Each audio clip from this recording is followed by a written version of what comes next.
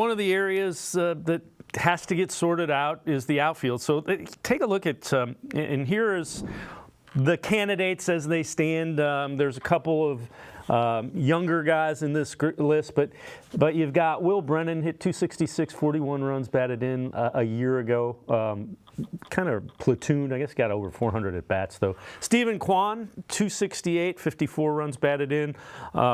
Ramon Laureano, in his time with the Guardians, which was 41 games, hit 243, 14 runs batted in.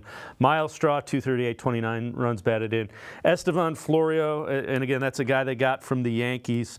That was 19 games with the Yankees. Now, he did hit 28 homers and have 79 RBIs in AAA, but then you got Rodriguez, who's a young guy, Valera, who's a young guy.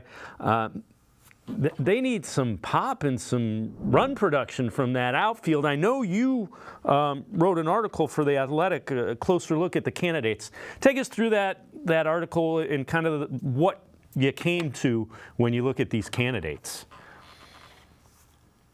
Yeah, it's been a problem for this team for 25 years. I mean, they've been searching for outfielders. They've been searching for power. They've been searching. I mean, at this point, it's just anyone who can hit and who has an outfield glove should be out there. So Stephen Kwan is going to have his spot in the lineup. And after that, nothing's guaranteed. You know, they like Florial, who they got from the Yankees, a former top 50 prospect in the league, but he's sort of on his last chance for an extended look. He's 26, which isn't old, but I think this is going to be his opportunity to play a decent amount and prove that he deserves to be an everyday player. Ramon Laureano, they gave $5 million to. You know he'll get some at-bats. After that, though, like there are opportunities if it's Will Brennan, if it's Miles Straw trying to prove that he's more than just a fourth outfielder, pinch runner type. But they didn't go get, this was the easiest spot or the most obvious spot to upgrade over the winter. They didn't do that. And whereas at shortstop, you have a bunch of guys, young players, competing for opportunities there, they're all top 100 prospect types or young 22, 23, 24 years old where, you know, you wouldn't write off Brian Rocchio or Tyler Freeman if they don't win the job in spring training. Whereas in the outfield, it's a lot of guys who are maybe further along in that process.